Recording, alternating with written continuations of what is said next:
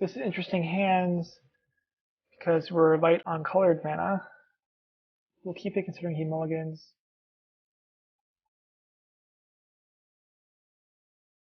Like if he goes turn one Delver, then we'll fetch black for demise, and we only lose if he has 6 spells per sprite or something. Let's turn one Delver, but so considering he mulliganed, we might not fetch back. Okay, yeah, we're gonna fetch blue, almost certainly.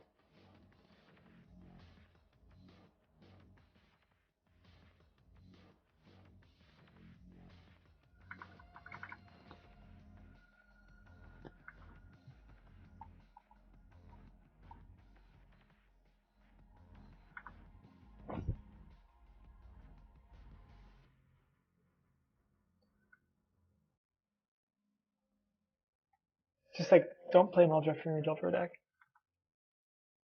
It's not good. Okay, so there's definitely some merit to fetching black and demising, because his only answer to that is Dispel. He shuffled. It's very interesting. Another Delver. So here we're going to fetch black. Because the way we lose is flipping both of these and killing us in like 3 turns, 4 turns.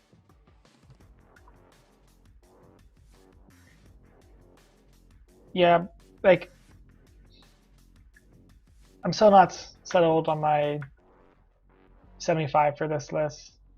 The mana is a little rough.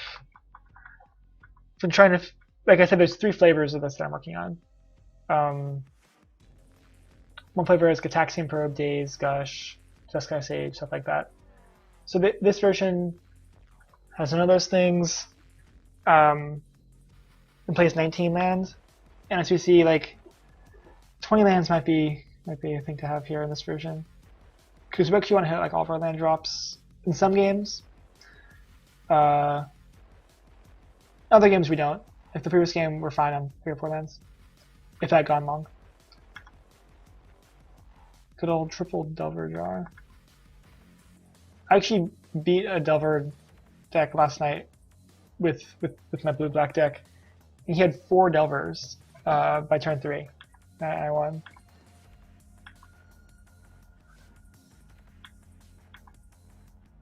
Oh goodness.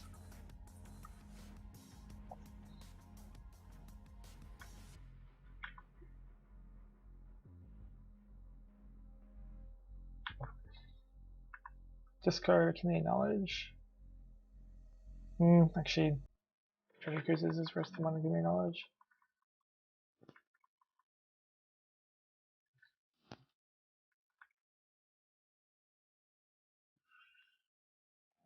The View of Counterspell is very good for him.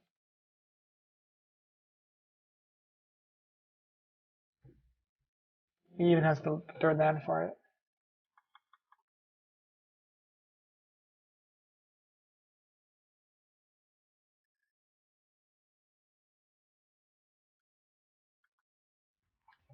This game, we can't beat that because it's Snuff Out cost for life.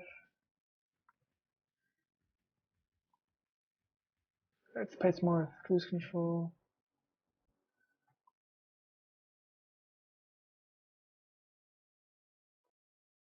Hopefully I can show off some good games with this deck.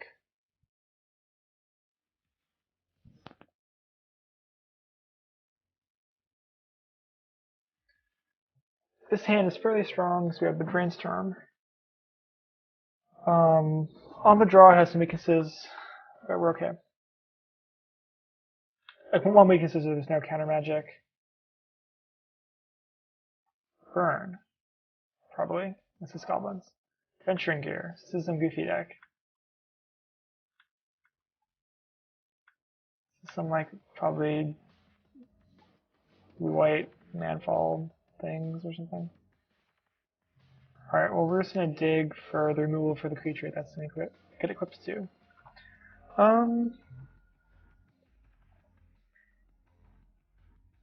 I'm going to take one of these lands.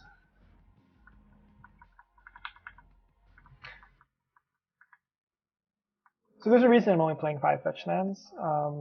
We really want to hit all of our land drops and taps. That was an unfortunate example where I didn't want to risk not hitting my 3rd land drop.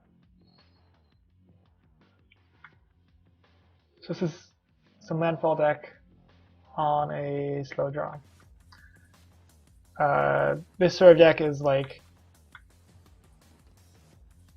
this sort of deck ought to be very, very fearful of cruise control, because just this general strategy has like absolutely no late game plan. And cruise control thrives in decks that both don't have a late game plan and have a slow early game plan. Contrast with Stompy that has a very consistent and powerful early game plan. Core Skyfisher. It's fine. We will just Scred slash Flame Slash it hopefully next turn.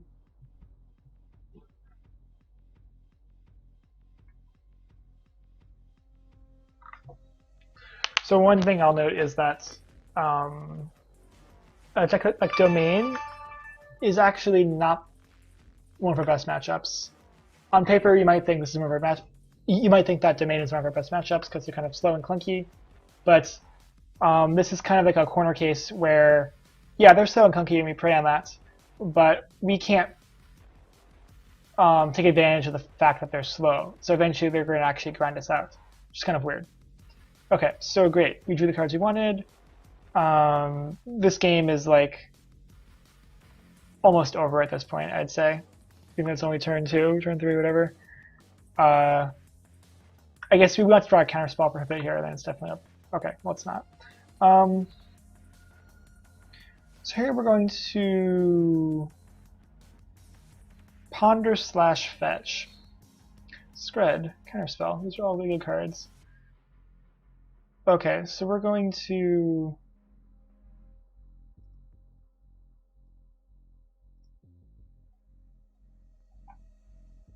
slash, and then we're going to Scred the next creature he plays, and then be able to counterspell and cruise him out of the game.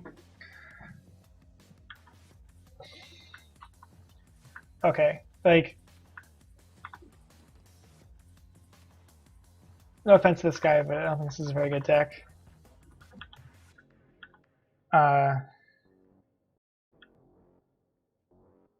So like, instead of focusing his deck, I'll just focus on the general flow of the game from our perspective. So like, to just pretend this was just some random deck that's playing like one big threat a turn or something. We can just trade 1 for 1 and then cruise.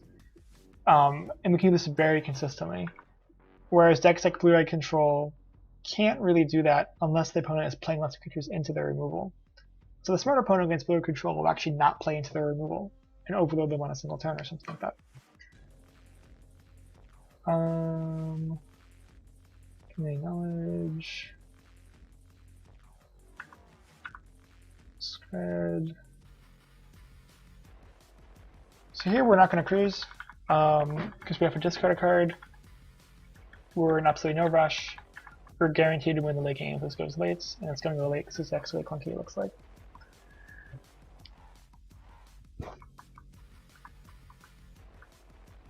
Like, excludes pretty much ideal here. I was just going to actually say before I drew it that we want to draw stuff like exclude and cantrips. We basically, so like, the smart player against cruise control can either try to blitz us early like goblins or Stompy would, or they would try to the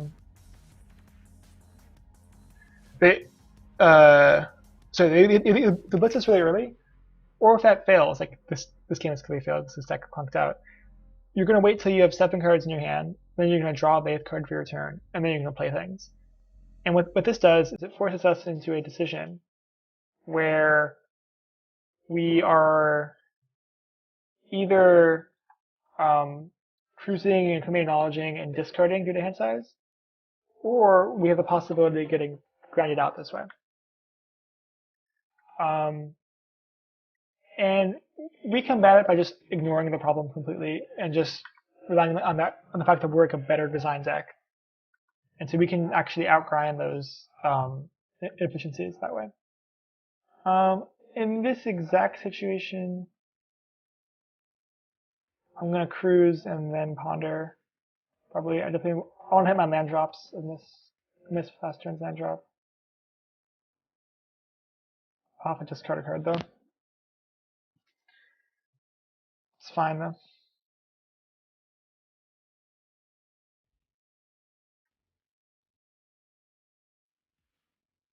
Community knowledge. Spread islands. These are all greats. Okay, so I'll discuss some more things with the deck. So, generally the right play, like it's described, is to just not rush things and abuse the fact that the cruise control deck can't make use of the fact that you're being slow.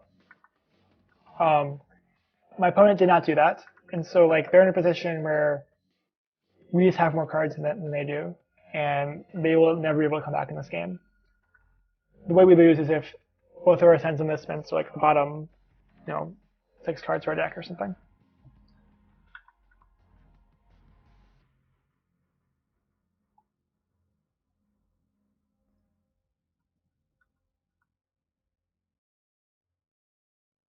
We drew both islands that we shuffled away. That's no fun. I did shuffle those, right? Yeah, that's unfortunate.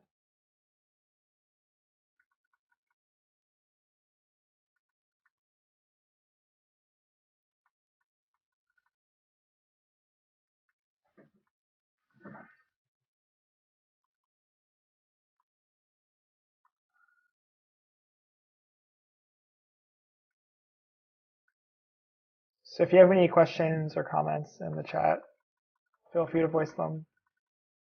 I understand that my games to this deck have not been very enlightening because like the mono black deck and this deck aren't very good.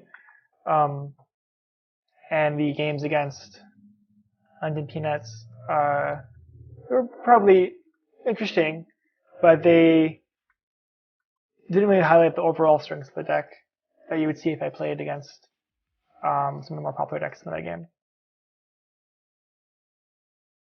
Anyway, feel free to ask me any questions. So this is like a typical turn. We're just gonna kind of do our thing.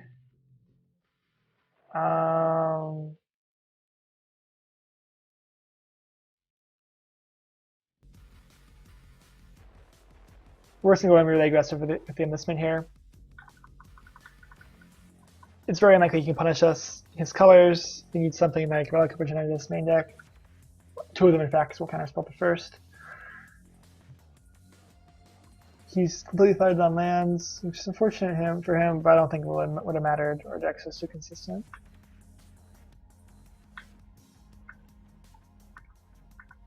So we're gonna cruise and then flashback the enlistment. In general, one nice trick with it's kind of obvious, but I'll mention anyway. One trick with enlistment is you enlistment first for the retrace to discard a card, and then that can fool your cruises. The situation doesn't matter because we already have a bazillion cards in our graveyard.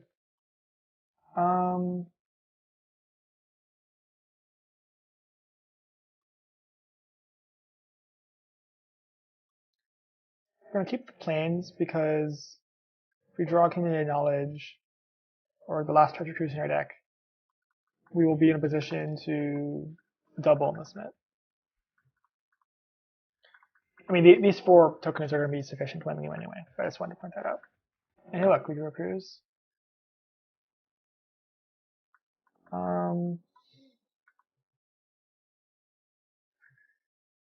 There's no rush though. Wow. Some good things.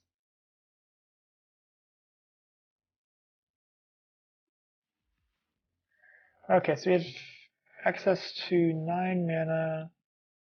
So we can double cruise with counterspell backup. Sorry, double this with counterspell backup. Well, actually we can't because we drew the expanse. So in that case, let's shuffle these away and do one investment. Put the mountain, just in case that's relevant. So there's only 2 mountains in the deck. This is relevant in post-board games because it means we can't go double power blast unless we have 2 mountains against like control decks or Delver. And then it's just relevant in general because it means we can't cast 2 removal spells in the same turn usually. That is one constraint to be aware of.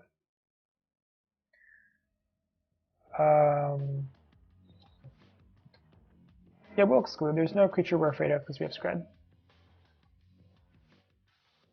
From really nice thing about Scred, if you read my article on Reddit, if you recall the section, it's Squadron Hawk. That is, so Squadron Hawk is very good against this deck. When I play against White Weenie, beginning of the stream, I mentioned, I forgot to mention that Squadron Hawk is very good. But anyway, what I was saying was,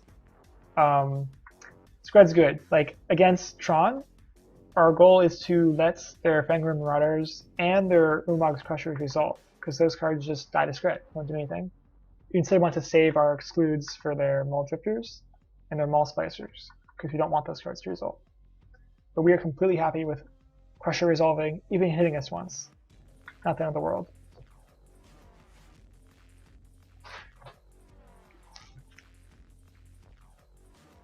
I suppose we only want to hit us once, so we can double Flame Slash or something, but you get my point. So here, we actually want to look for more counter magic in case he has something really goofy. And we found it. Great. It's pretty much ideal. No reason to overextend here. So we're going to enlistment. And now we have Prohibit and Counterspell. Prohibit with here and Counterspell.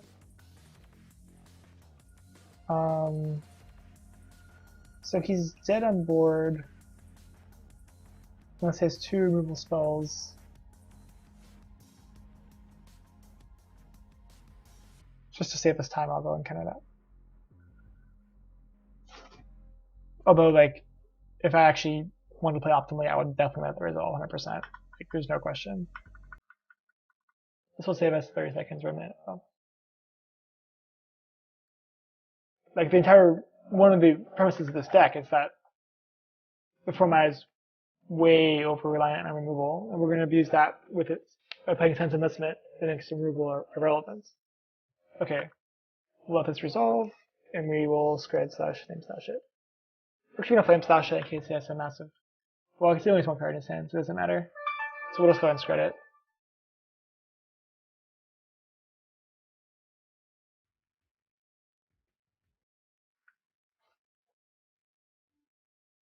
Alright, looks like we have a few more viewers, so we're just showing the stream now. Playing my Cruise Control deck that I wrote about on Reddit a few weeks ago. You can, if you want to view it, check out my profile on Reddit. It's from my bio on Twitch, and look at my previous posts.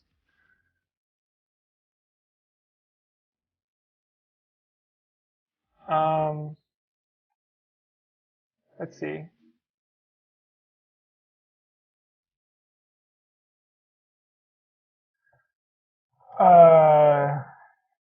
Don't we know what his deck is trying to do? I think our main 60 is really strong against it.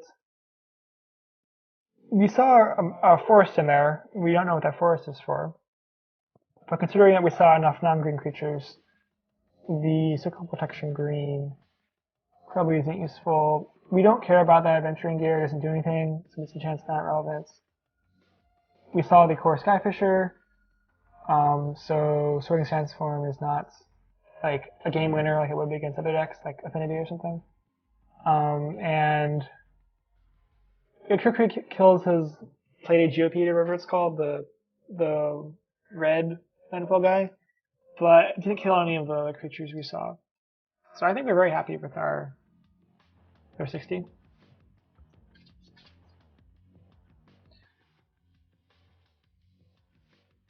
Tom Scud, why do you think trickery is good based on what we saw?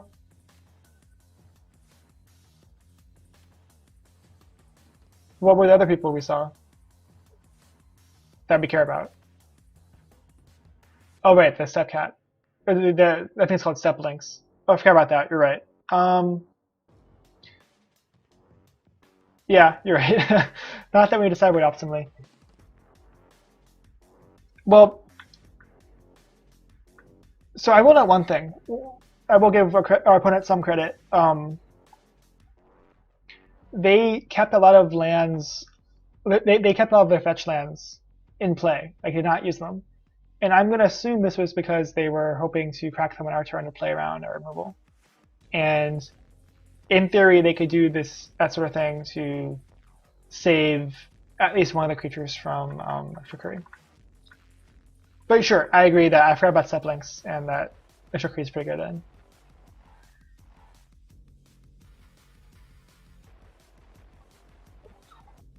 Like, he's kind of stirping around. It's a really slow deck.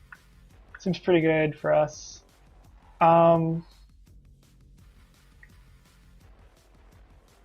So here, one option is to move up Prohibit, because all of his threats we saw cost 1 or 2. But we're just going to fetch for an island and Preordain. We're under no rush to fetch for a mountain for removal. Alright, that was a bad draw. The plains, that's why we only play 2 of them. But it's no big deal.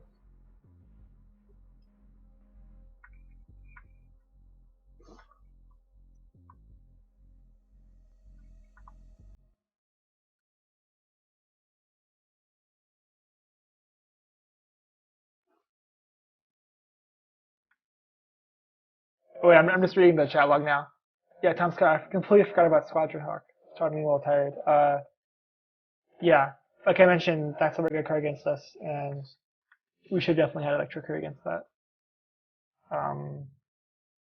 Yeah, so you're correct. Sorry. Okay.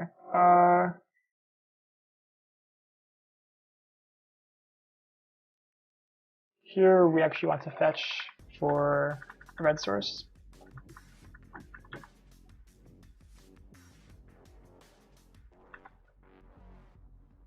So theoretically, we can lose this game by just not seeing removal in our top like 15 cards, or just him simply getting Squadron Hawk plus stuff.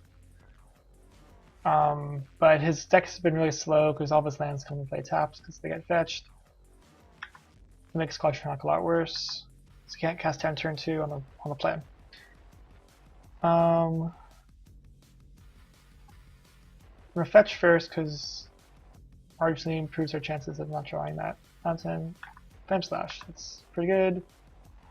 This is like absolutely great for us. We get to Flame Slash.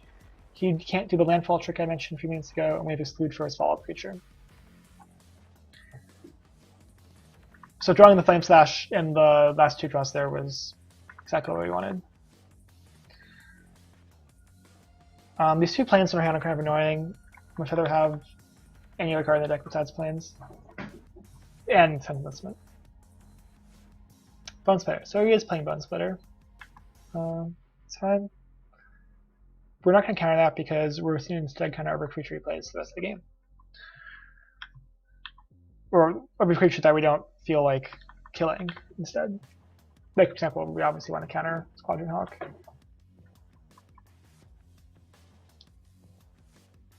Bone Splitter. Okay, we don't care about that. I guess motivated.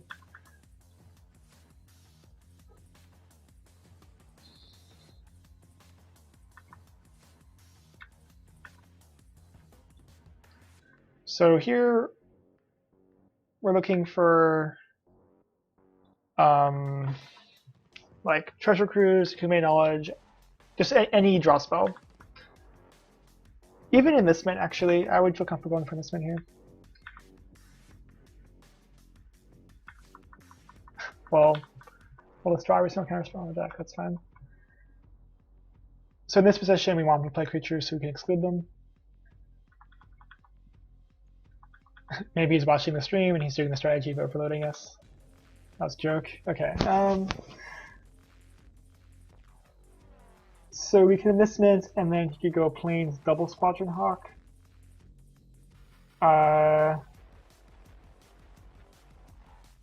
He's missed his last few land drops. So that's what is described as only an option if he's sandbagging the planes. It seems unlikely. We're going to go ahead and go for the enlistments. Now, so yeah, I've made some mistakes so far, like forgetting things because I'm not paying attention, or the cyber mistake that Tom's going to mention. And this is another mistake here. There's no reason to enlistment. Trying to speed things up. But just ideally, we would be completely content not playing the enlistment, passing the turn, and even eventually discarding the enlistment. We just want to get to that board state we were last game, where we have like 12 to 14 lands, a full hand, and they have no hand.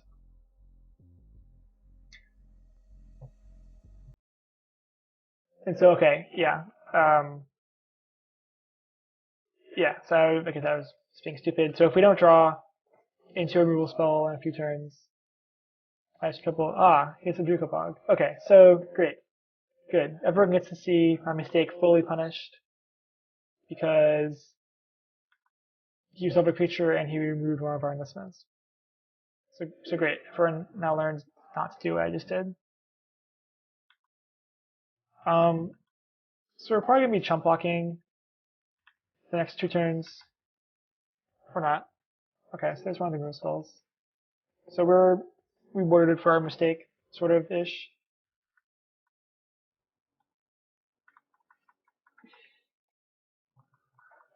So in this position, we can win with these 2 soldier tokens pretty easily. Stick's kind of wonky, so he needs to start running creatures, and that's not super likely, but it's possible.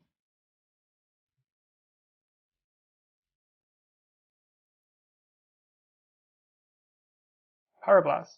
So he is Electricity. Okay, we're actually going to counter that. We're really happy doing that. It means he's have more creatures in his hand.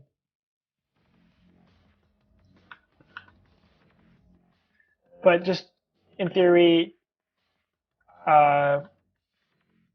it's fine to let that resolve and just be really patient and find the other enlistment and do the double enlistment trick I mentioned. And we'll win with the 4 tokens instead of these 2. That's completely fine. Okay, so here we're going to brainstorm and maybe ponder pass the turn. Scred.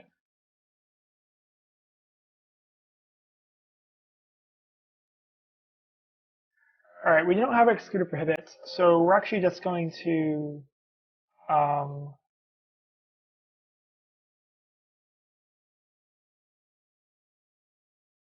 pass with double counterspell. Pretty conservative. More aggressive line of play would have been playing the ponder and passing, or even cruising with our 2 planes.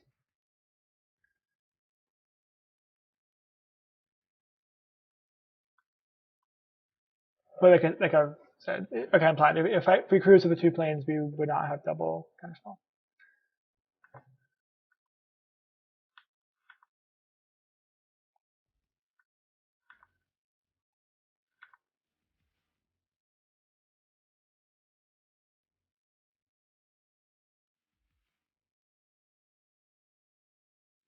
This is really good, as you can imagine. Scoot is pretty ideal here. So this is one of the rare times where we are not going to cruise for 1 mana, but it's effectively 1 mana because the planes are useless to us at this point.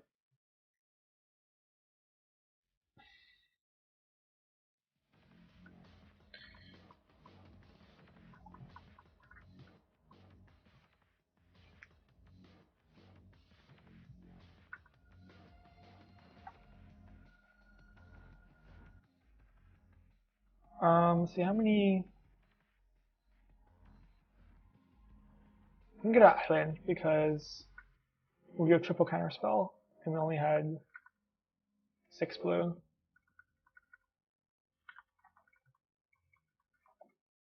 Oh, that was me F2ing like a madman. I should have counterspelled that. Oops. The reason why I counterspell there is we have 2 Scred and 2 Exclude. So basically we have 7 answers in our hand. And he was on a 7-turn clock. And 2 of our answers are Excludes, which runs 2 more cards. So just on board and on hand, we are in an extremely dominating position. Now he gets 6 more turns or something. Okay, so here we are going to discard a Scred. The cards we're concerned about now are Squadron Hawk. That's about it, really. Squadron Hawk. We're concerned about Squadron Hawk and about our last enlistment being on the bottom of our deck. I think gives them a lot more turns.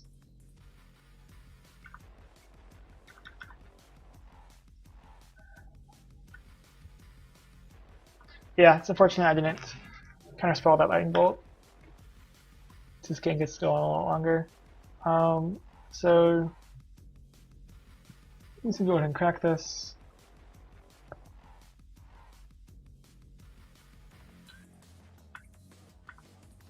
Cruise, hooray.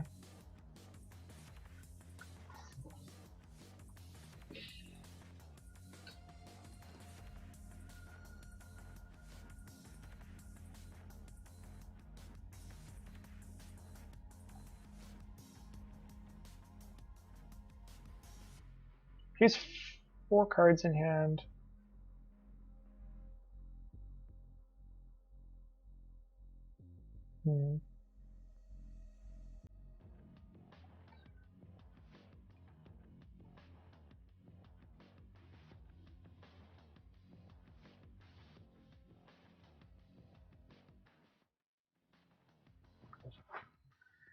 So we can go counterspell, counterspell, exclude, Scred.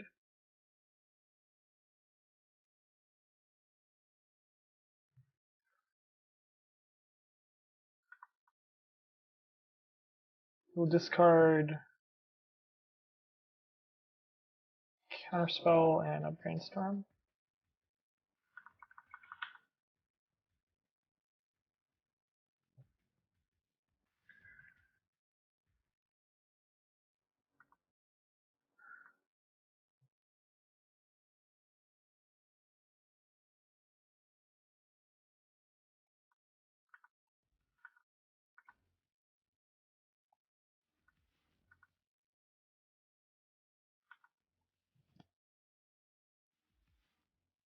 There should be a mountain. Or I'm testing my knowledge.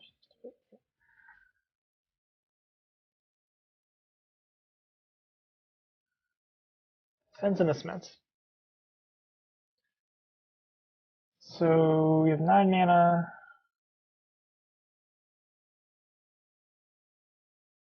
Alright, we're going to be super safe for the viewers at home.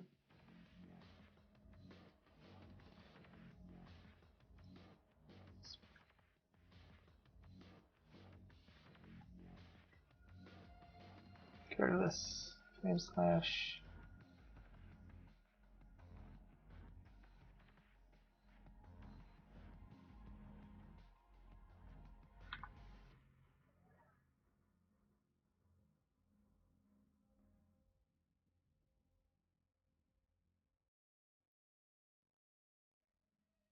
And discard a Scred, still playing on Squadron Hawk.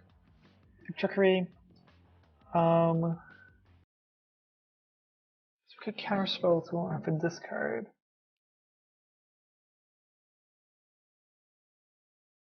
Missing this. Lose this of counterspell, exclude, exclude.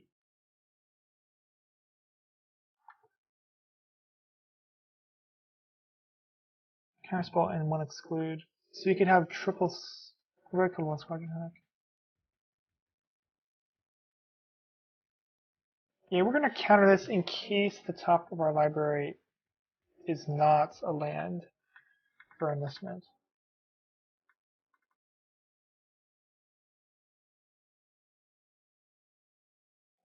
Well, this is great because it means that we can aggressively play our enlistment next turn. We're going to do that anyway, just to put them on a 3-turn clock.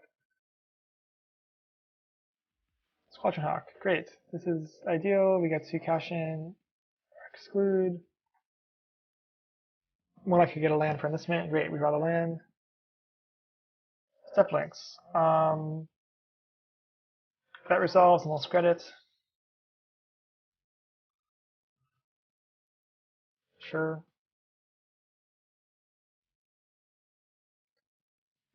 Sure. Sure.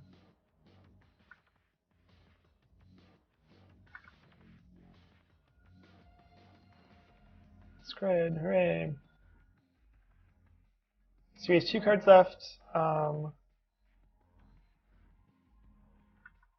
Use 2 cards, and we have 12 mana, so we can enlistment with double counterspell backup.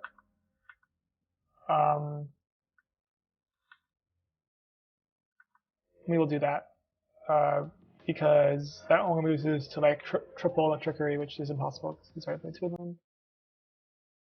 Oh, we only have 1 land. Sorry, derp.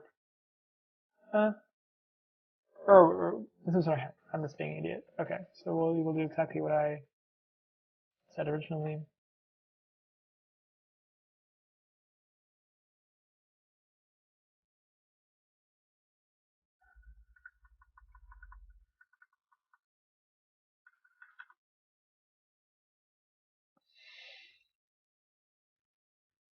Yeah, so even if they had Jukabugs up the wazoo, we're still completely fine winning with 2 to 6 soldiers. This game would have been over and over if I didn't F2 through Lightning Bolt, if you recall.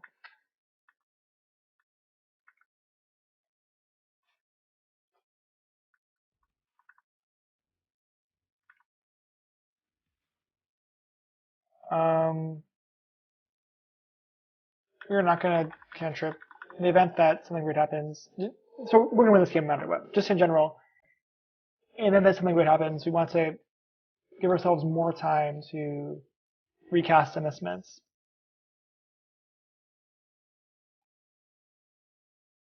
Because in theory, you could have double Pyroblast backup. Or not. Okay. Let's play everyone.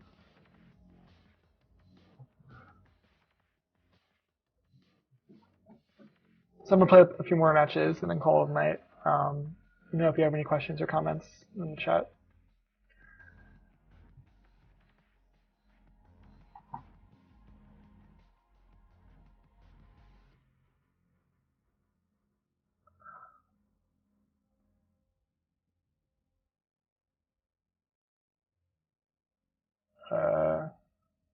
Oops, an idiot. Okay.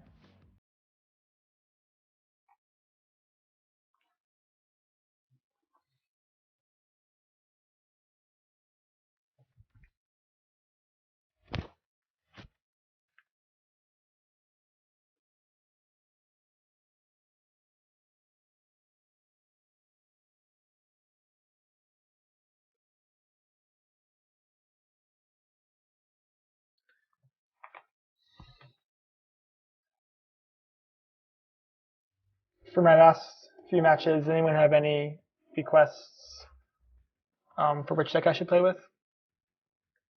Actually, probably better. So the decks that I'm personally interested in right now are Blue Red Delver, Blue Black Delve, Cruise Control, the one we just saw, and Goblins. Let me know if you have any preferences.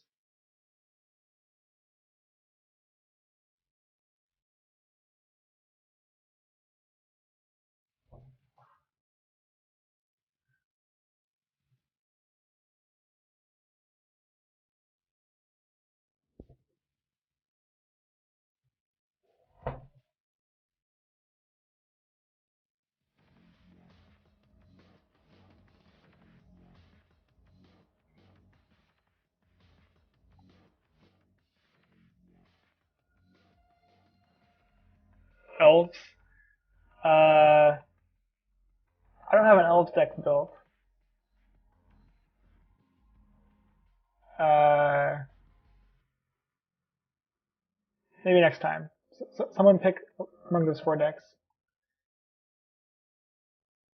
Show the elf deck again.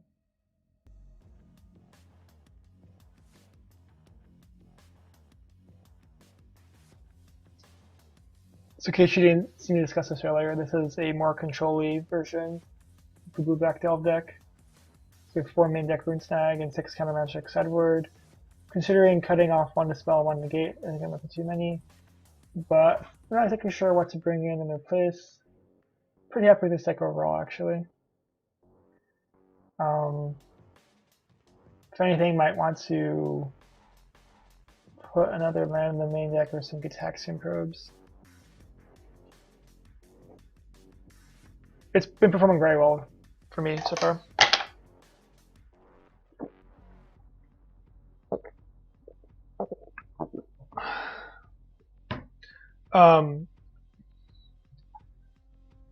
Tykander, which Delver do you want me to do? The blue-black or the blue-red? Let me show the blue-red again.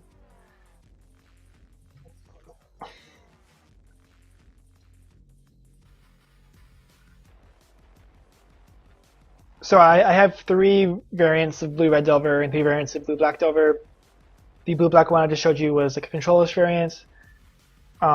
This one here is like it's a version that has lots of main deck creature removal. Another option is to play with 4 days and 4 Gitaxian probe. But that's this version. Blue-red, okay, sure. Let's go for it. I'll wait for someone to join. I will discuss the deck. So like, ignore the sideboard. That's a distraction for right now. Ignoring the sideboard, this is like a very solid deck. We have a really good late game plan in Gush, Treasure Cruise, and Ninja. Some games we just come right out of the gates with like turn 1 Phantasmal Bear, turn 2 Ninja, or turn 1 Delver, turn 3 Delver, and we just win like any Delver deck would. But some games we don't, and unlike other decks that will kind of struggle if they don't happen to draw 2 of the Delvers in the first 3 turns, we are completely fine waiting until turn 15 to deploy triple Delver. I've won so many games with this deck doing that exact strategy. And we are really strong in the Delver Mirror. In the Delver Mirror, we morph into the control role because we have red cards. And that's about it. The rest of it's kind of obvious, except for the good old Forest. We game started. I'll discuss the Forest in our game.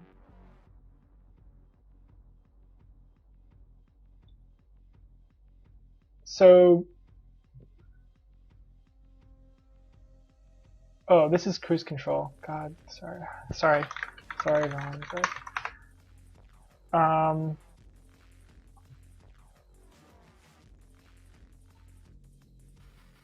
So perhaps hexproof is overrepresented in the tournament practice room.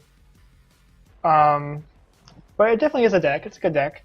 Got some good matchups. It's very strong against straight blue Delver.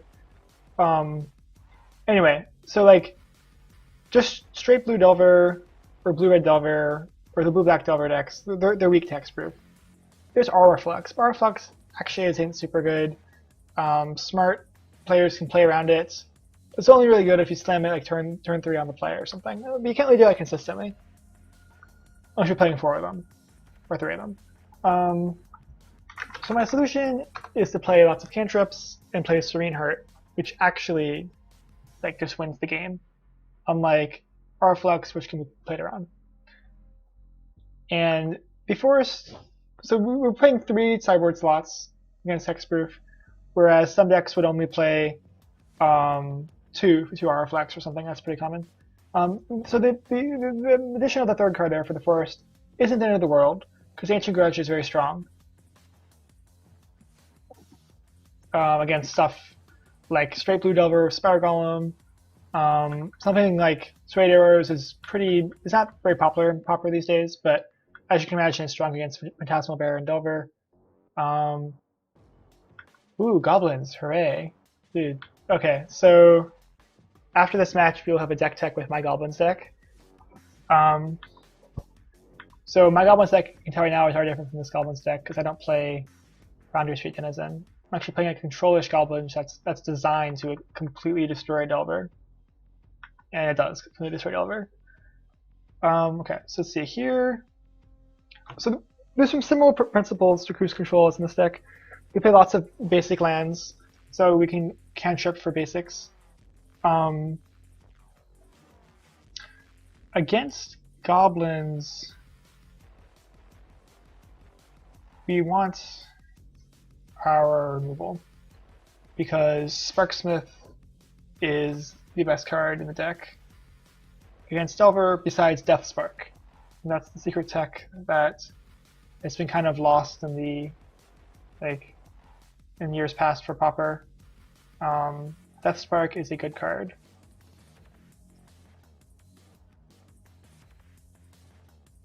Ninja and Brainstorm. We don't want either of these. He's probably going to play like a Mog War Marshal or something next turn, and he'd be happy to double block on the Phantasmal Bear. Goblin's Letter. Okay. Well, this doesn't have Sparksmith, and this doesn't have a second land. Slash second land and another 1-drop.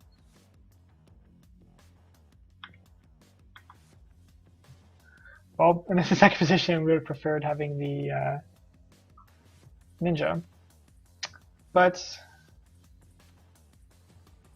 it's alright.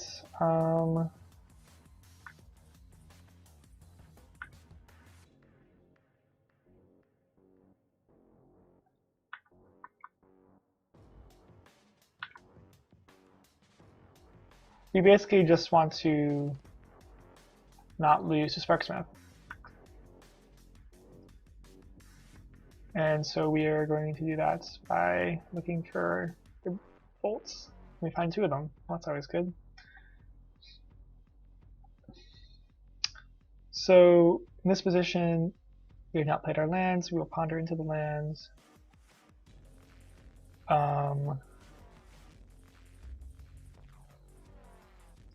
Preordain. We still want both bolts, but this just sets up our treasure cruise.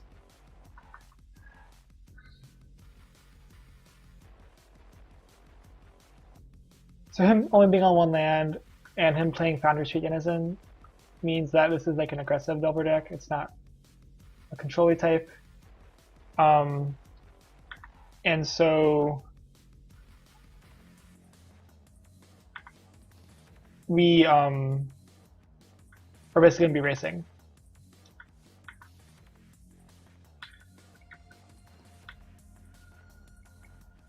In this position, I'm actually just going to counterspell creature he plays. I blocked with the Color Fairies last turn. I was hoping he would try to save his Color Fairies and I could blow him out with bolts. Okay, great. So he is playing Deathsmirk. Kudos to him. Deathsmirk is like really good. So we could bolt here in response to get the Deathspark back. 14.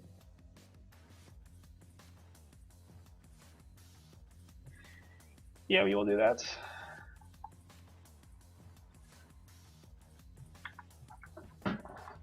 Yeah, Deathspark is a complete beating against Delver, especially this blue-red Delver with Phantasmal Bear.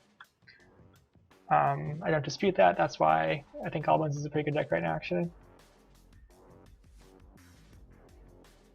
Phantasmal Bear and Delver.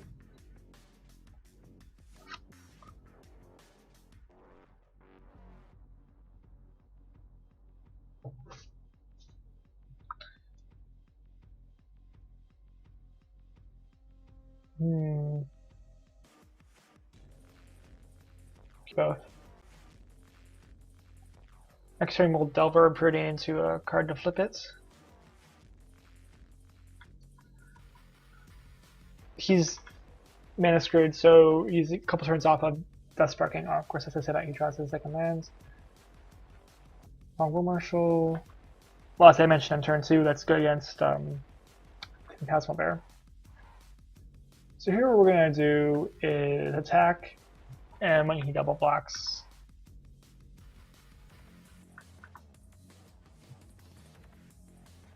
we kill this dude.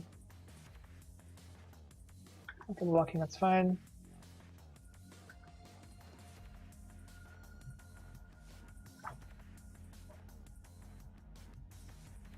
So that was a bit aggressive of me. Another option is just to not attack. And that way he has to pay the Echo on Mogwai Marshal or waits a turn to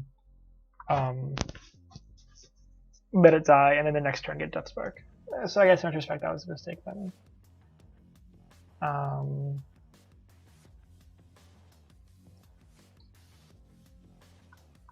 Yeah, we're in bad shape here. This is not a good matchup. I guess that mistake didn't help either.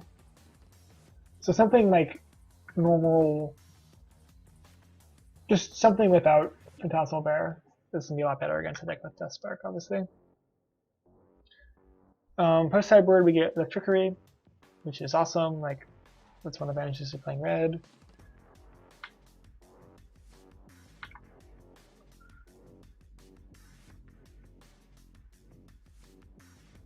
Dragon Fodder.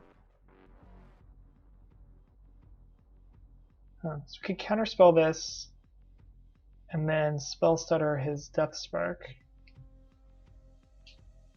We're going to do that.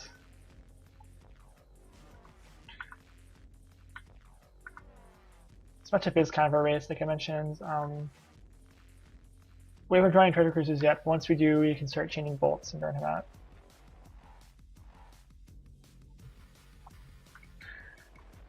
We're still saving the bolt for Sparksmith or just burning him out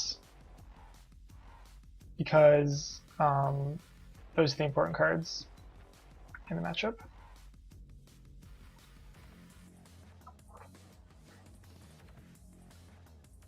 Okay, so he's playing the, it wasn't evident by now, he's playing like the token version of the deck, which has seen some success recently at the Tailies. So in that case, considering he resolved the token thingy this turn, we are concerned about Goblin Bushwhacker. We're dead to that plus Lightning Bolt. We have the Snap. I will save this against that though. Into the T-Powers.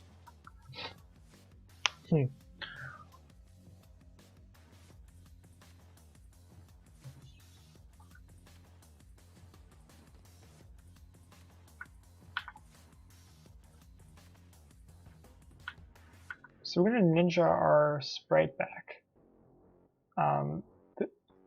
This, for example, allows us to counter a Goblin Bushwhacker.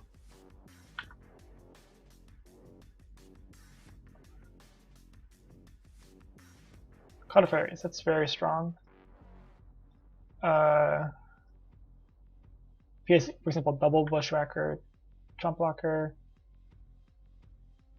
So, let's see, in some world, we would want to actually bolt him in the 5, and then if Delver flips,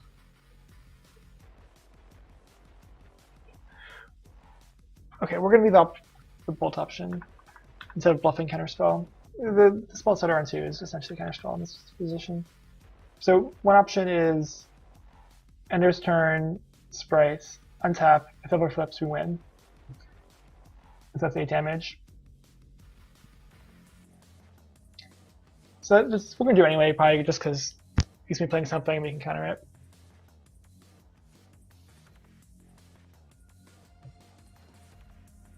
Tarfire on Ninja. Well, like I said, we don't actually care about that.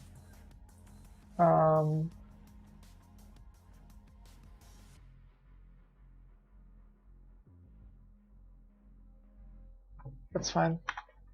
want to counter something on a Delver or something that matters.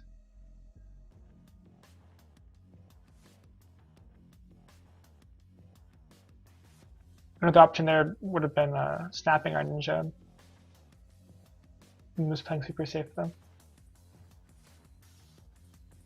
Attacking everyone seems risky for him because it means we can connect with our Phantasmal Bear.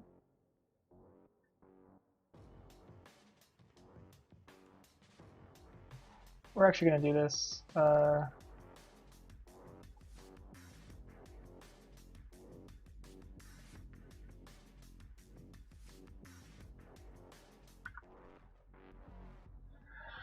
Okay, so maybe my sequencing was wrong there. We could have spreaded the Tarfire, but then Bushwhacker could be annoying. Alright, well anyway, I'm gonna think about it now.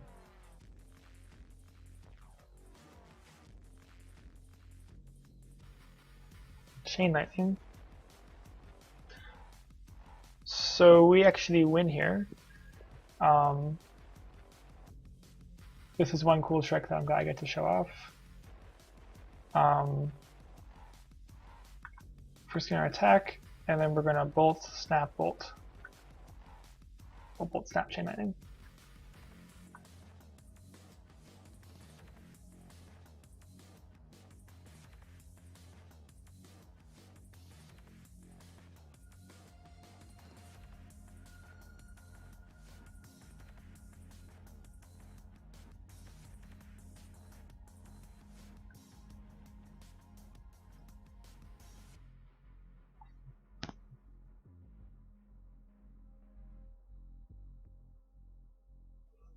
Thinking, actually, we should do this on this upkeep. You could win by like deathsparking his creature and then Bushwhacker or something, or Bushwhacker creature Bushwhacker. You get the idea.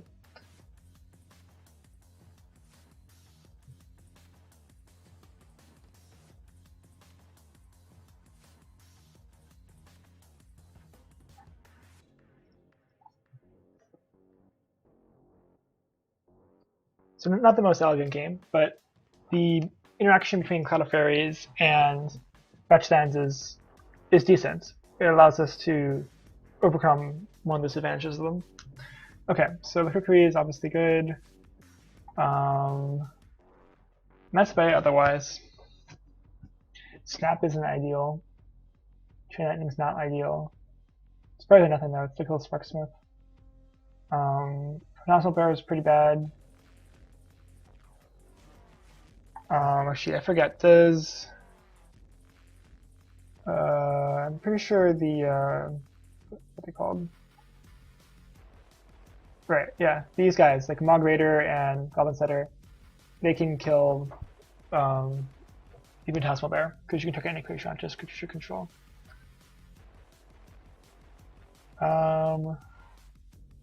Snap or nothing saves our dudes. Like last game could have saved the ninja. While we're waiting, I will show off my Goblin deck that I've had some success with so far. So this is reminiscent of the old Goblin decks back when Goblins was a thing many years ago in Pauper.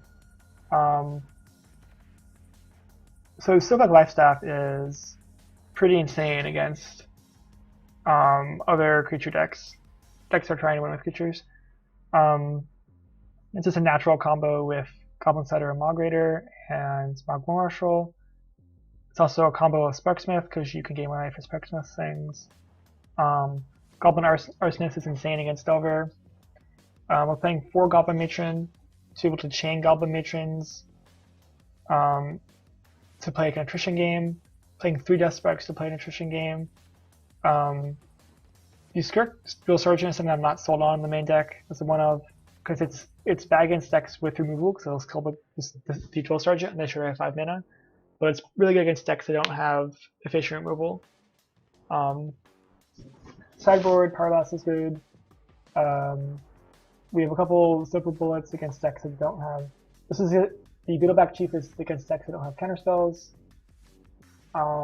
and then the other guy, this guy is against decks that don't have removal, so we're going to stamp him down and win that turn. Smash Smithereens Affinity, but Affinity is already a really good matchup anyway.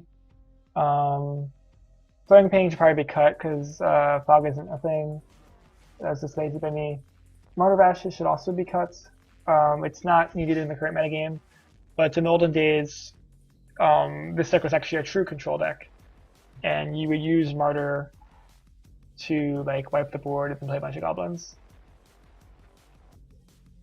Okay. This hand is insane.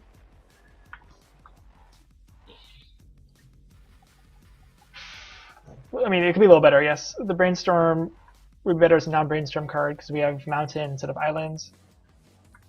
We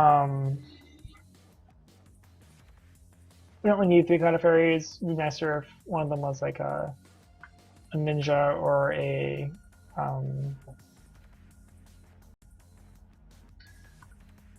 Spellsterist, right?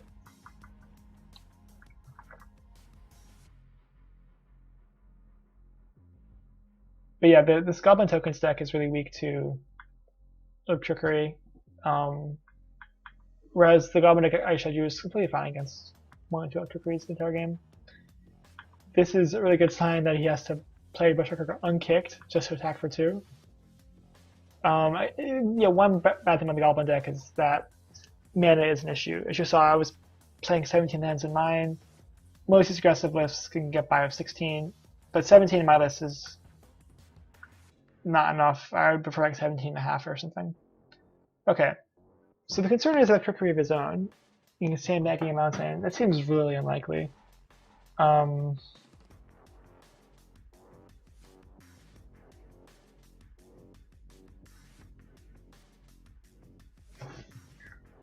Yeah, so we're just gonna go for it.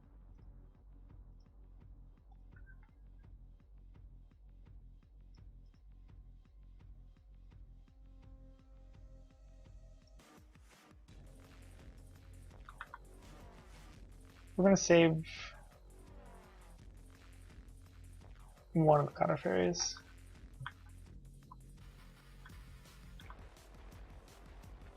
Feel free to give your thoughts on that play in the chat. Like, there's some merit to either going for it or not going for it completely. I kind of land between there.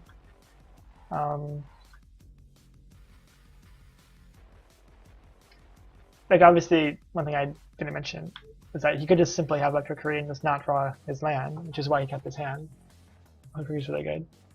Okay, that's good for us.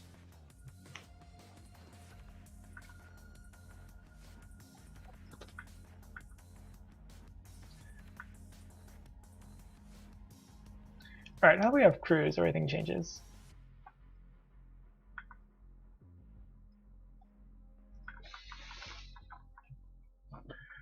We're gonna hope he plays a creature and wipe his board and then just win the game from there.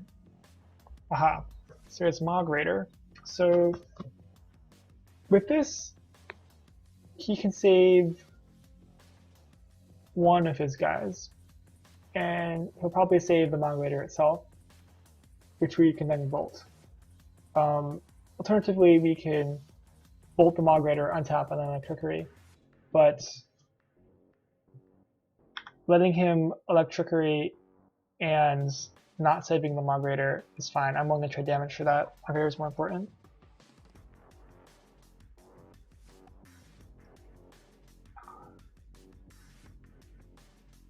Or he could just not know how to play. That works too. Basically, I was giving him the option of, in my opinion, incorrectly not keeping the Mog Raider.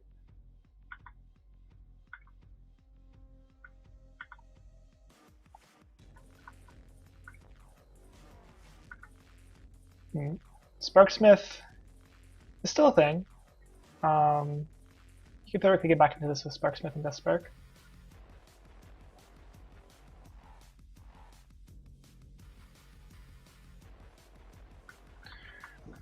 Don't need 2 cruises here. In some of the grindier matchups, we will be like the better cruise deck, and so we'll take all the cruises we can. That's not this. Okay. I'm gonna play one more match and then call it a night. Let's play with Blue Black Delve.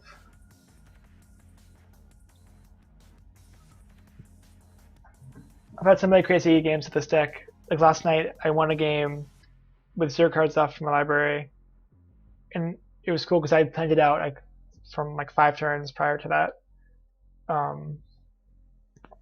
Yeah, so this deck rewards careful play, I think. It also has some awkward draws that you saw in the match I played a while ago tonight. Okay, so this is a good example of an awkward draw. It's great with a brainstorm, pretty awful otherwise. We're gonna mulligan. This is also an awkward draw. So like, just to hate more on the blue red control deck that's popular these days. Sometimes they get the triple Delver draw, sure. But sometimes they don't. Instead, they draw the Delvers on turn 15, and they're awful and useless and strictly worse than every other card ever.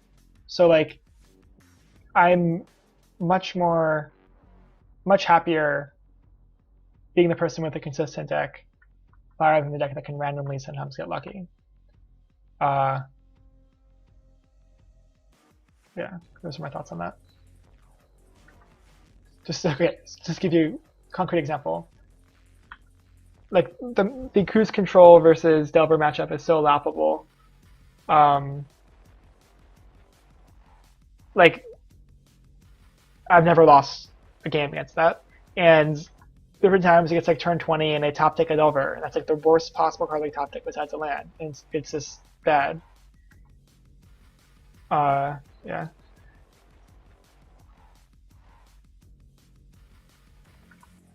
Whereas in this deck, we're completely fine top decking Delver's Late Game because we can actually protect them with counter magic from the Grim Harvest sideboard. I didn't thought scour this away because we're just going to go double Delver. Tron doesn't play anything like Electric Trickery main deck. In theory, in a few turns, he'll be able to Rolling Thunder to wipe our board, but that's like at least 2 turns off, 3 if he doesn't have multiple prisms. Prismatic prisms.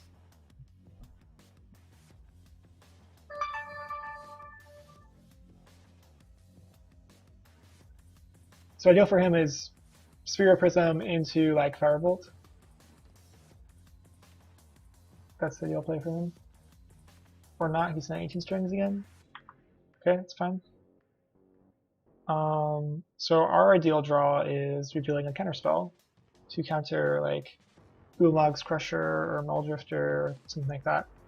So this matchup, I've played it a few times. So I've only been playing this exact deck for 2 days, 1.5 days really. I've played this matchup twice so far. And it's not super in favor of us. Like Rune Snag is awful. That's just consequence of my deck design decision. If I'm playing Rune Snag and it happens to be bad against Tron. So we have some game against Tron.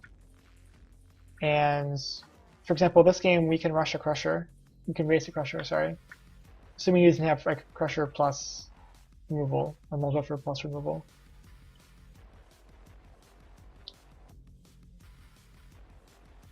So there actually was some merit to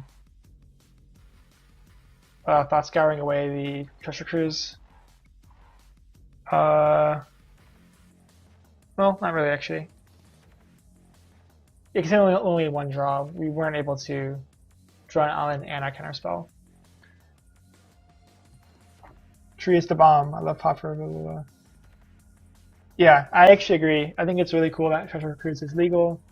I think it's a fun card. Actually, if things were my way, I would undo many of the bannings of years past. I really like the old days of Storm. Maybe I'm in the minority there, but I actually really liked when Pauper was like a super powerful format. Whereas right now I feel it's kind of just like dirtily good stuff decks. And I guess that's what I'm trying to abuse with my cruise control deck. But I'd rather be playing really powerful stuff like Infect and Storm and goblins and stomping and all that stuff. But yeah, Pauper is like really fun. Highly recommend it. The games are really exciting. So for those of you who don't know me from Reddit, I've been playing Pauper off and on since like 2006, 2007. I recently got back into it January this year. And one thing I've always thought about Pauper is that because there aren't like I win cards, insane cards, like Entreat the Angels and Legacy, or just Jace the Mind Sculptor win the game by itself, it requires you to, I think, play a lot more carefully than you would have to in other formats. And I think this is a good thing. Decisions are a lot more smaller decisions matter a lot more. So that's one nice thing about the format. Alright, so here we are looking for a Ghastly Demise, a Snuff Out. Those would be great. Nope. Okay. So we have some options. Main deck, he has no answer to Angler besides blockers, because like he has Flame Slash and such. So there's some merit to just ruling out the Angler. Additionally, we can cruise into draw into killing his Muldrifter for an attack. He has a Firebolt to flashback.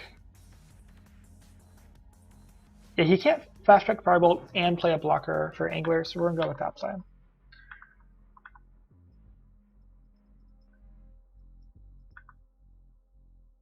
Okay.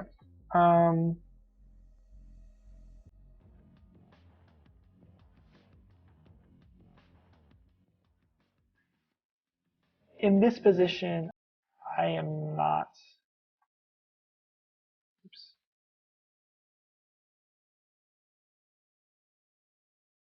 I'm not going to bluff the counterspell. I think it's better to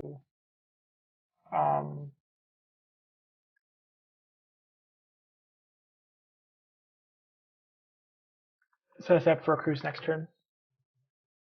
Bluffing the counterspell.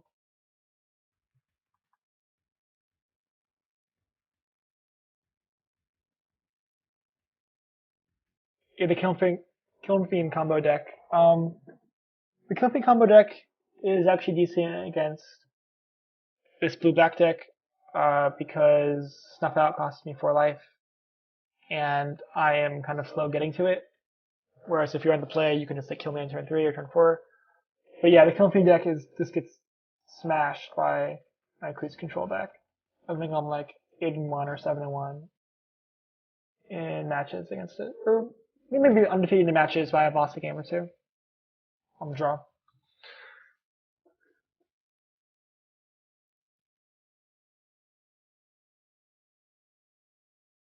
Yeah, the Kiln Fiend deck's a really fun deck to play. It's kind of like Infect. It's a very similar deck. I wish Infect, like I think Infect is missing a few cards to be playable in Pauper. Obviously Invigorate's banned, but if something like Unstable Mutation were printed in Magic Online, it's a common in paper. That would be pretty sweet for blue, green, Infect.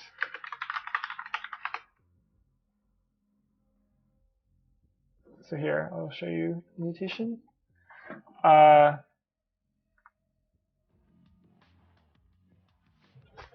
It's just like a 1-mana permanent pump spell. Like we don't have Infect, we don't have Become Events like in Modern or Legacy. So the Infect deck isn't going to be a one-shot deck. Like the Kiln Fiend deck can be a one-shot deck. So an effect like this, it's +2/+3 permanently. Well, permanently I mean like over the course of 2 turns. It's very strong. Okay, so this is great. He, as predicted, didn't have a way to answer both the Angler and the Delver. So we get to attack, and we get to Thought Scour and cruise. And when we cruise, we are looking to find a counterspell, because we can play that on their hand and counterspell and then win. So we're going to do exactly that.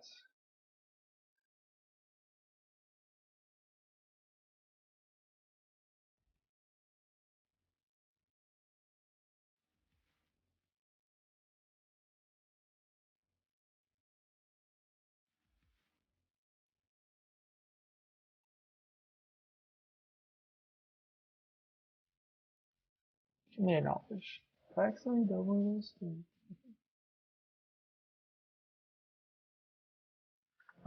is fine. In return, we can thought scour and then a community knowledge. Like he still has a chance to win this game. He just needs to play. He can play like a Fangrim Marauder to block, and then if we don't draw a removal spell, just Rolling Thunder it. But he's tight on colored mana, so from his position, he's very scared of his having counterspell. Is this turn practice in like a man? This is just me screwing around. I guess kind of practicing. This is my first time streaming, so I'm just getting used to playing while streaming. I'm going to be streaming both dailies on Saturday. I believe the first one is 11 a.m. PST. So look forward to that. I will almost certainly be playing my cruise control deck in both dailies. Unless you guys want me to play something else, that's fine. Do you play in paper where you live? Okay, so True is the bomb. So what do I do? Okay, fine. Okay, let's see. We could Thought Scour for Rune Snag. Oh, he has Power Plant. Come on. Okay. As far as I know, to answer your question, True is the bomb. As far as I know, there is no Pauper community where I live. I know that one of the shops near me had a Pauper tournament like once last year. Like I said, I only got back into Pauper in January. To answer your question, I am a big Legacy player, and I play Legacy on paper, and I really like Legacy. I'm actually going to a monthly Legacy tournament this Sunday. We'll be playing Miracles. Love Miracles. Okay, so here we will Thought Scour for the Miser's Rune Snag. And we don't get it. Instead, we throw away the counterspell that wins the game if we had an S turn. Okay, so now we have to do a status check in a moment. So we probably actually we're not in the best of shape here. We have 1 Delver and 2 Anglers left in our deck. We don't have access to Grim Harvest in the main deck. And he has 7 cards in hand, so like not the best for us. Not the best situation. Cruise. Cruise is always a good way to start things off.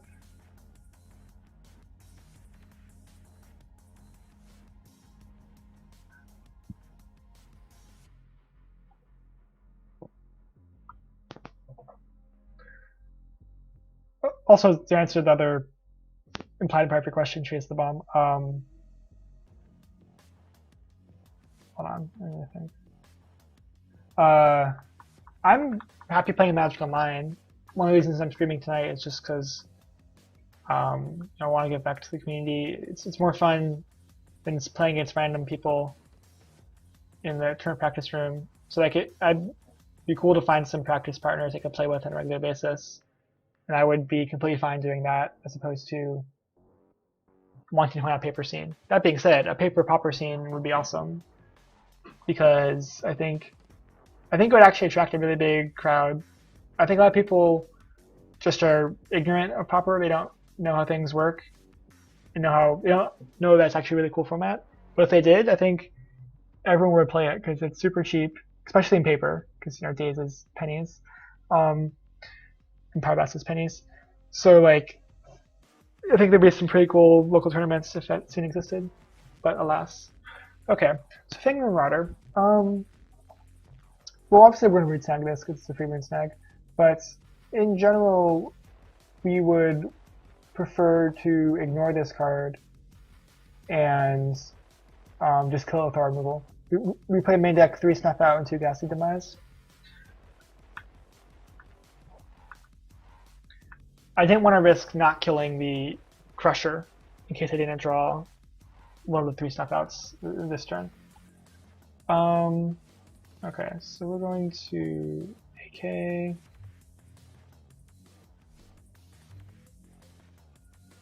And we're going to brainstorm away the swamp. Ideally we would have found an angler there, but did not.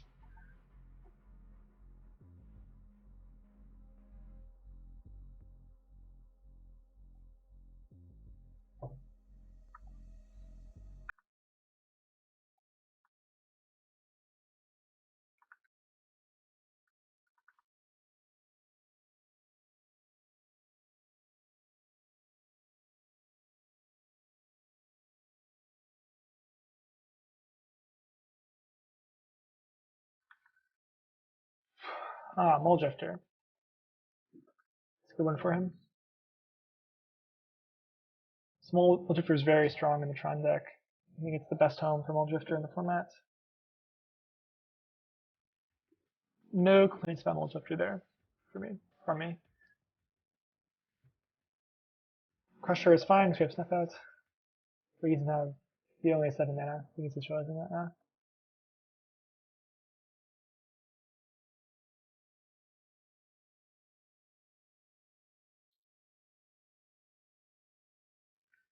Most of these decks only play one Rolling Thunder. OMG, is this what I think it is, Cloud Hand? Well, what do you think it is?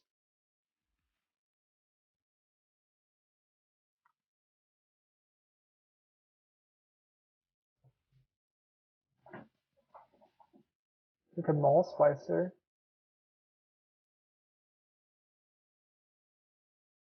That also got counterspelled. Or, sorry, not counterspelled. Yeah, Mole Splicer would be okay. We'll get to Angler to block the tokens.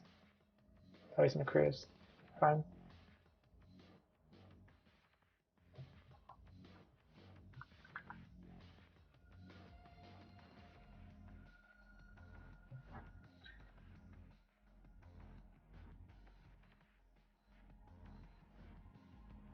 Action up.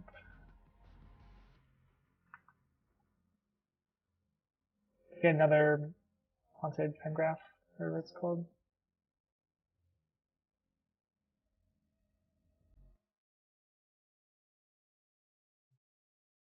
I forget how it's the cycle land, I guess, right?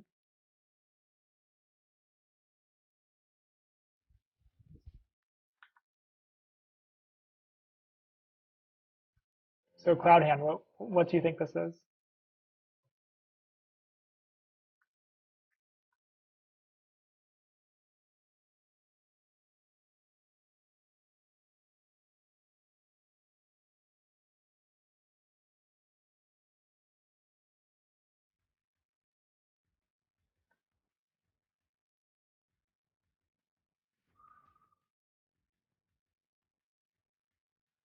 How many counterspells have you used? No, you used 5 more counterspells.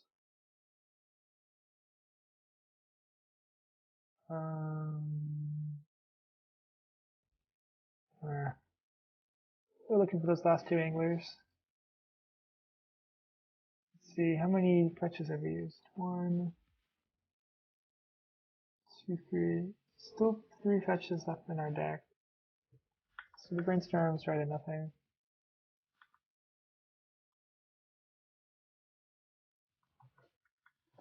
Yeah, Ring Snag's definitely at its worst in the prime matchup. I think it's pretty good otherwise, this deck.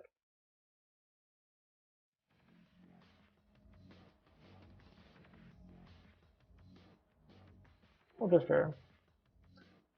Ooh. Well, at this point, I think we counter this because we kill everything else with our removal. The only things we care about are another Rolling Thunder, but most of us only play 1. In my blue-red Tron, I play 1 Mnemonic Wall and 1 Capsize. 1 Capsize, sorry. To give like some inevitability in the game. Angler, no, not Angler.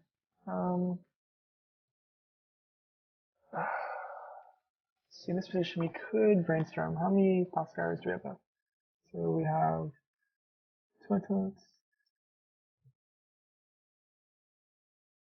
We have 1 mental note left, 3 fetches left, and 2 anglers left. So we're gonna brainstorm. Okay.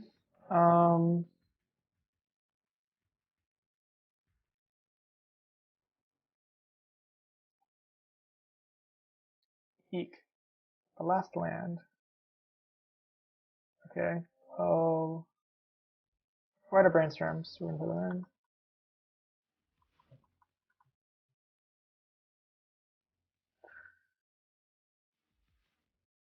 So this is an annoying game where we have our last 2 anglers and 1 delver in the bottom 9 cards of our deck. And our opponent is at 5. Formerly was at 3 actually. Delver. Okay, well, this is gonna get fire bolted.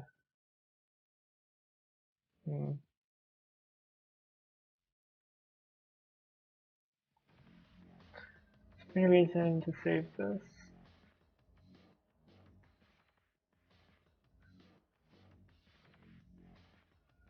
Arguably, okay. I think I made a mistake a few turns ago. I should have saved my swamp. This deck only plays 2 swamps.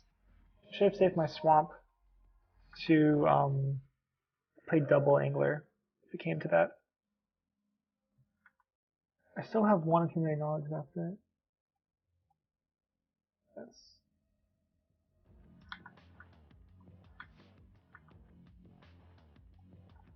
Fetch land.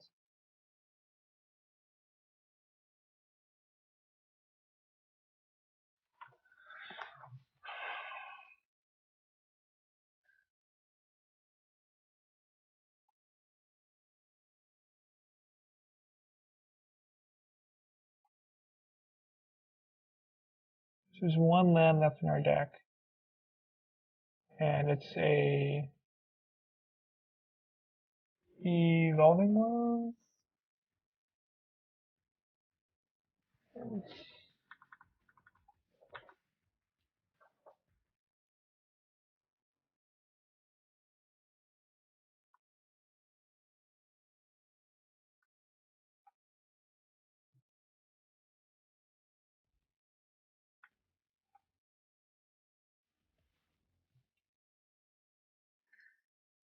Yeah, so something like Grim Harvest that we'll have access to in the sideboard would be very strong in this game. We would have already won. Okay, well, Angler. Ooh, that's our game pile.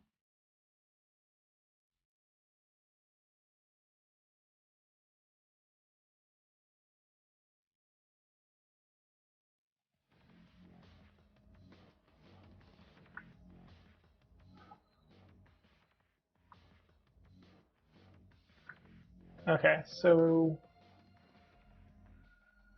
we're in good shape. Well, that's not true. He could have Flame Slash plus Firebolt.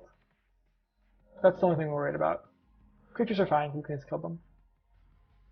Like I said, I don't think he gets more than 1 Rolling Thunder, and he always uses Rolling Thunder. Of course, as I say that, he's in a Rolling Thunder. Let's see if he walks into double for Snag.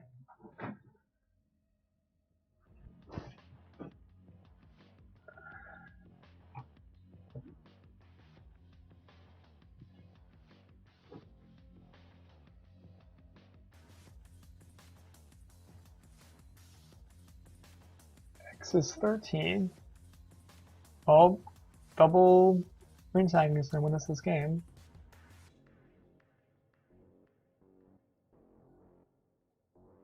I think that was a huge mistake by him.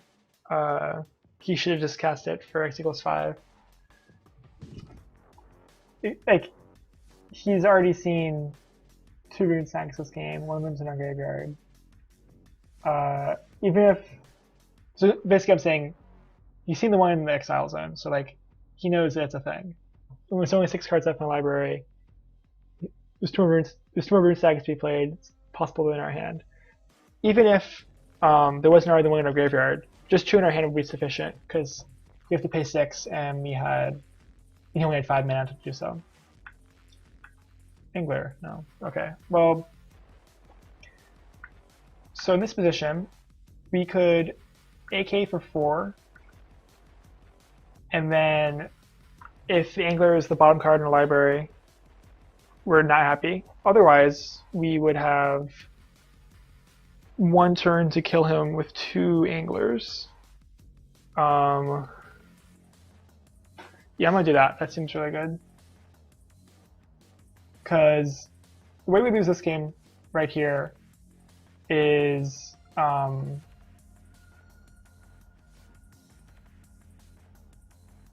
if we don't make this play. We lose if he does the Firebolt plus Flame Slash play I mentioned last turn. Whereas here, that's not sufficient. He needs something else goofy.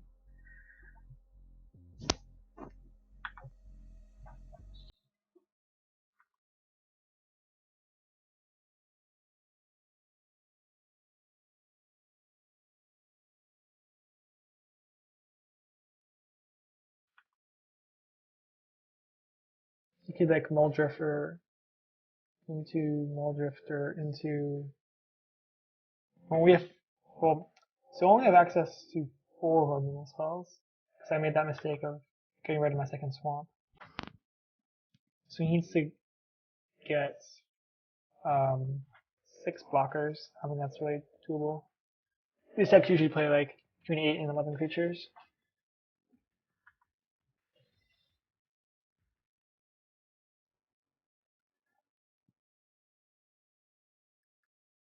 Yeah, okay. So I hope that was illustrative of the roles in this matchup. Okay, first sideboarding. The game is against Rolling Thunder. Like I was mentioning during the game, Harvest is awesome. Snuff Out kills Crusher at all. Demise is like much worse than Snuff Out. This matchup, Moodsnag is useless. These get cut. The question is about Dispel.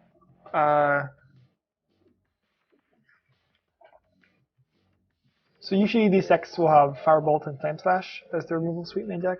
We ain't seen any Flame Slashes that game. It's possible he isn't playing 4 slash just didn't draw them, pun intended.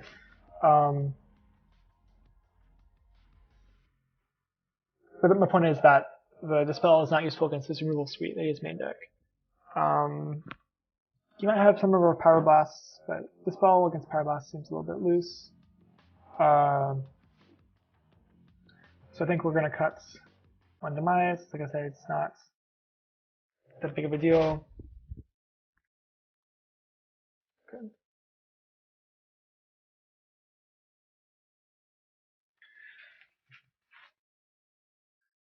Yeah, the Demise versus Snuff Out issue is only relevant when he's in a position to kill us with Rolling Thunder. Which was not a thing that game because we were in a big life total, because we were in an aggressive position. So basically, if we're losing, then Snuff Out becomes worse. But I'd rather just not be in a position where we're losing. Okay. On the draw, double AK Cruise. Seems good.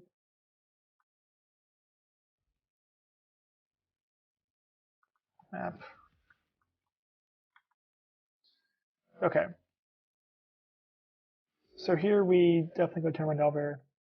On the off chance that he doesn't have a way to kill it until like turn 3, because for example, he doesn't have red mana. He might have to map for red mana. Like the worst case for us is that. Hold on a second, Thought Scour. We are going to Thought Scour right away.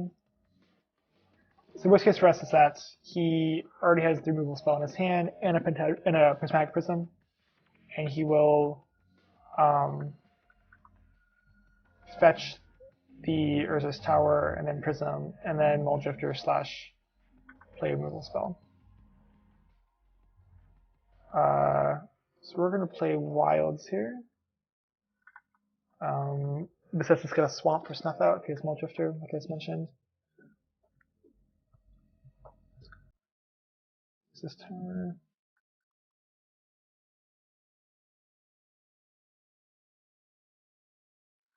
So it's called Prophetic Prism, sorry. Yeah, so this is what I was talking about. Muldrifter, yep, okay. So that's fine, well, it's not fine, but not the end of the world. He will snuff out this. So just some more comments on this deck. Snuff Out's cool because you can fetch for the Swamp tap and still use it for Snuff Out.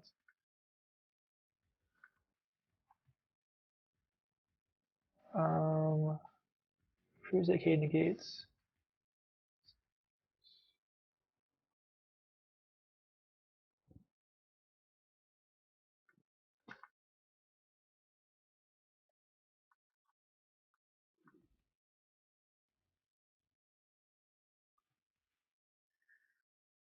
So the ideal draws for us here are just counter spells and then pot scours to fuel out Treasure Cruise. Angler would also be good, I guess. Firebolts. Negate is essentially lightning bolting him because it buys us a turn. That's not very good. Yeah, Delver's not good here. Like, we don't have enough stuff to bring in. In some matchups we do, and so we'll just cut Delvers and just rely on the Grim Harvest plus Angler. And that's completely reasonable. Completely reasonable plan. The strength of Delver in this deck is in matchups where your opponent is removable light, you can overload them with your counter spells, collecting Delver. The other strength is that sometimes you just have the crazy openings where you like turn 1 Delver, turn 3 Angler, turn 4 double counter spell, like the stack counter spell, and you can't lose those games, and that's pretty good.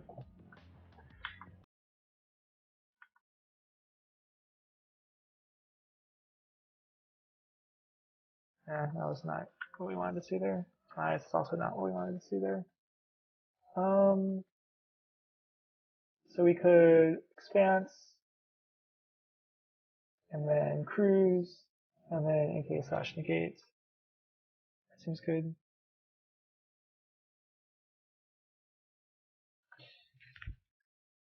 Notably, we've lost our second Swamp, which is actually kind of a big deal for the Grim Harvest plan. I wasn't going to fetch it here anyway, but I'm just pointing that out. In case you didn't already notice that issue. So I didn't point out when it happened. Angler. Okay. I gotta put the Expanse. Okay.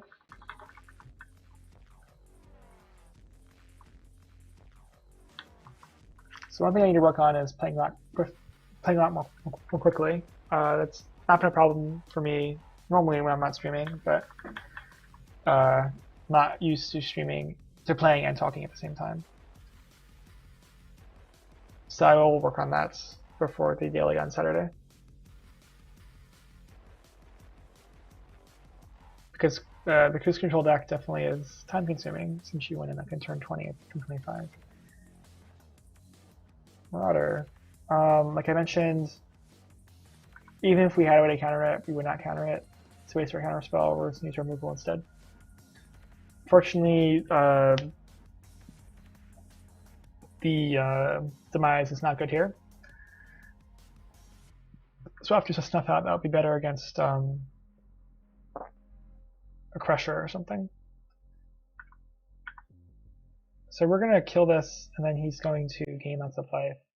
But at the end of the world, you can Fangraph it back, and then we can we'll counter his Mull Drifter, and we might let this resolve, actually. Anyways, fortunately we're one card in the graveyard short of demising here. So we could snuff out Angler with Counterspell backup.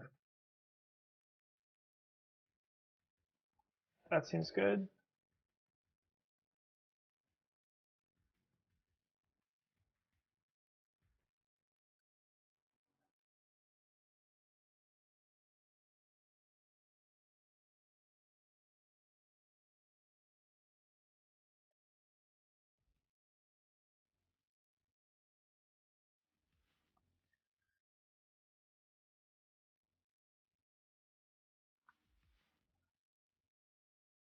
So in a few turns, like I mentioned more sideboard, in a few turns, Rolling Thunder will be a concern, but we have Negate. Also, like I mentioned during sideboarding. Just something to think about. Who is my favorite porn star? Truthfully, I don't really have one. Well, I haven't been watching much porn. I have a girlfriend and I need to watch porn.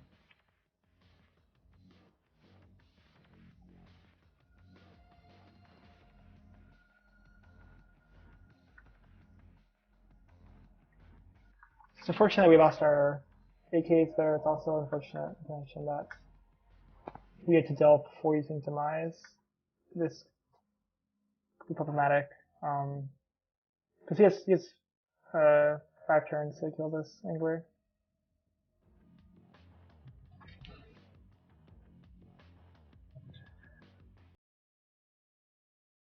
If he plays Crusher, we have to counterspell it. I'm not using SS stuff. Okay. Sup guy is SS. Well, sup guy SS.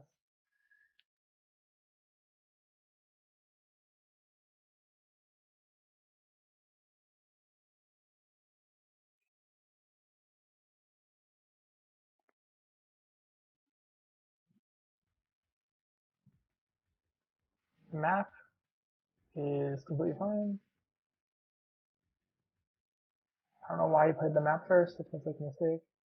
Marauder. Like, playing the map first is just bad. I like Star first. Oh, I see. I think he's playing around Rune Snag on the Marauder. Because that won us the game. Last game?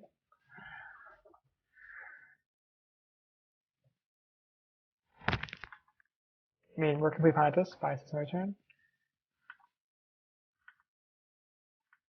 For example, draw a counterspell. That's good. So the cards you want to draw here are to strike our Thought Scour's mental notes, to turn on our Ghastly Demises. It's kind of an awkward position for the deck. We have an empty graveyard and no card drawing spells in hand. Anyway, Null Drifter. I'm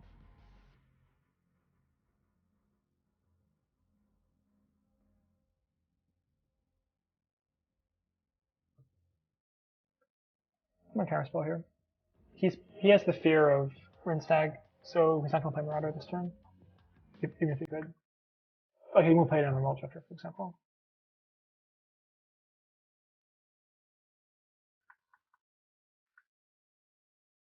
Since our threat is Angler instead of Delver, Null Drifter is merely a chump blocker that draws 2 cards. But yeah, I counter there because of the 2 cards basically.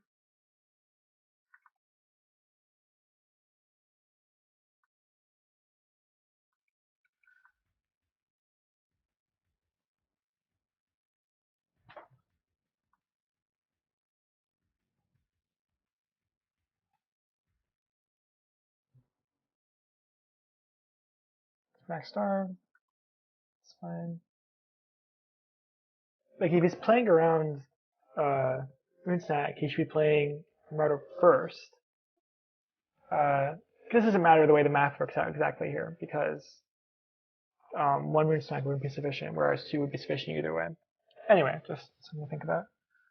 Okay, so Marauder, we want to counter this. Unfortunately, we're going to counter this. And we are hoping he does not have another Marauder or Crusher in his hand, because we can't deal with those unless we draw a Thought Scourer slash one of our last 2 Snuff Outs.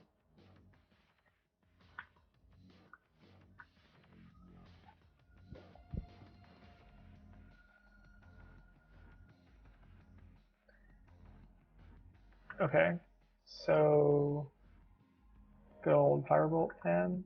It's fine.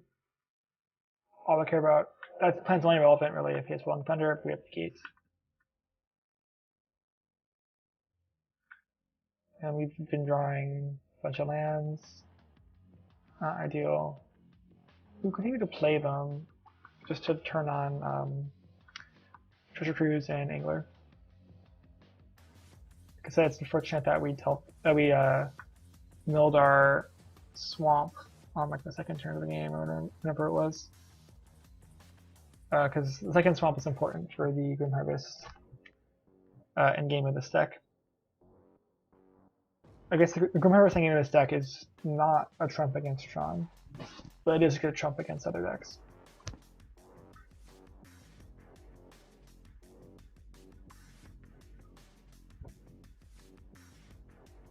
It's doing Muldister. Where's this tower? Looks like he has Rolling Thunder saying the same tower. Same ladder. Okay, well that's... Wait, did I already play lands? Why would he play Rugged Highlands? Like, that's really weird, because he played around Runesnag earlier this game. And he could have played around Runesnag this turn by fetching the tower and then playing the tower. So that's just not consistent play on his part, in my opinion. Counterspell, turn too late.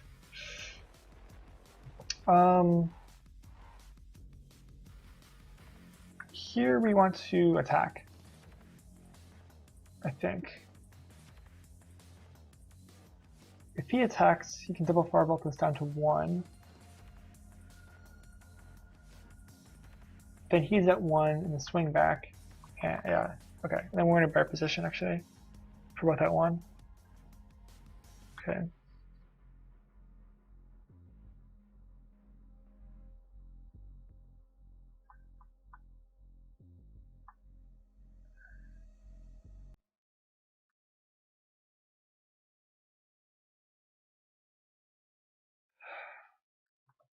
We're saving our lands for Brainstorm, since for once we didn't draw a land that turn. So some pretty bad draws this game. So unfortunately we have to counterspell this. We would much prefer to have a Snuff Out. Or have enough cards in graveyard for Ghastly Demise. So we only have 1 counterspell left in the deck, and 2 negates.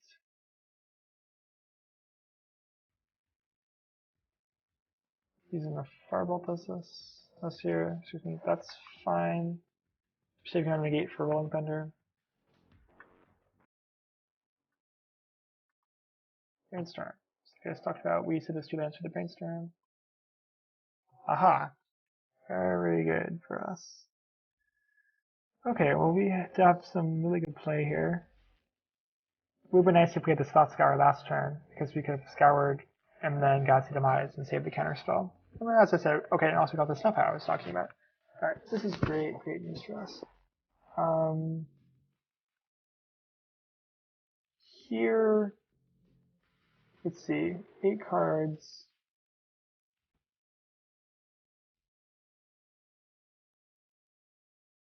We want to keep as many cards in our favor as possible. But we still want to leave up negate so we don't lose to Rolling Thunder. So we're going to play like this. Saving the other... oh, I'm overdoing.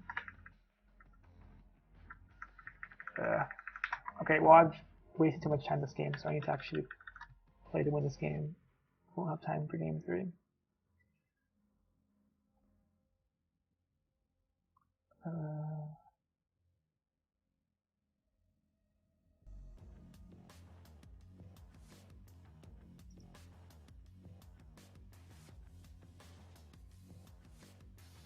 There, like that.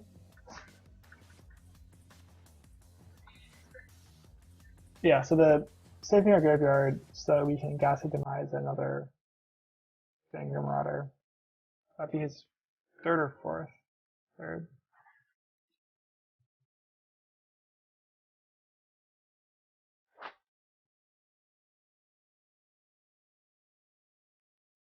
Here's the Rolling Thunder. Hopefully it's now Power Blast. I don't think these decks can play Power Blast.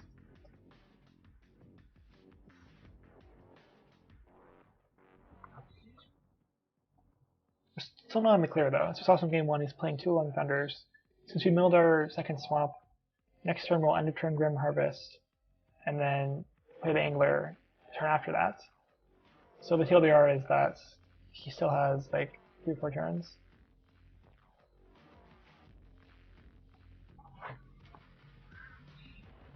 do returns to draw the other Long Fender and us not to draw our last counterspell or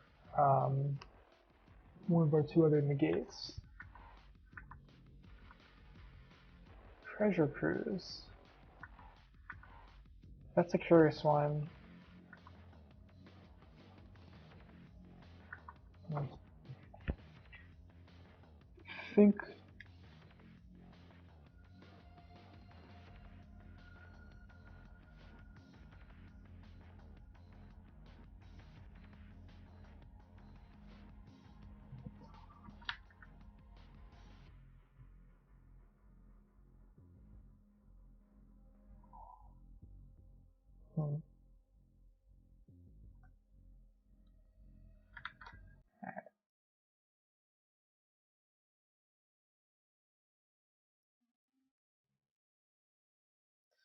Alright, this lets us draw into the gate or the counterspell and we draw into the gate. That's awesome. Here we're going to play the Delver and pass. End of turn, we will Grim Harvest the Angler. After he firebolts our Delver.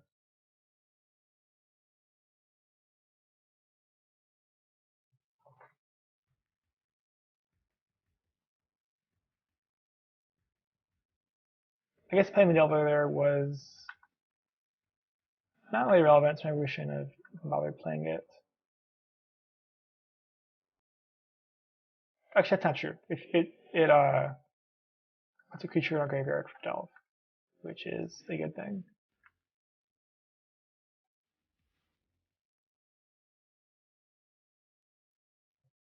Great, we did not delve our last counterspell. That is awesome.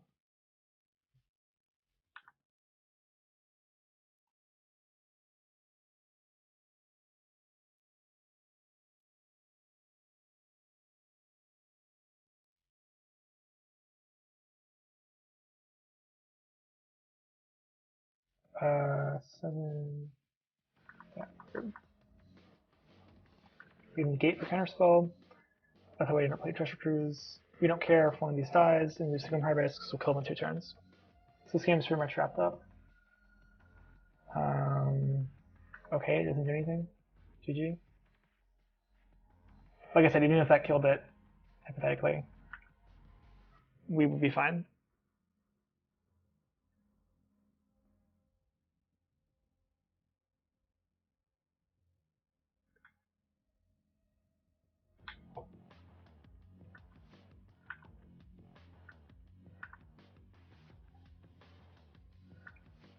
Alright, GG's.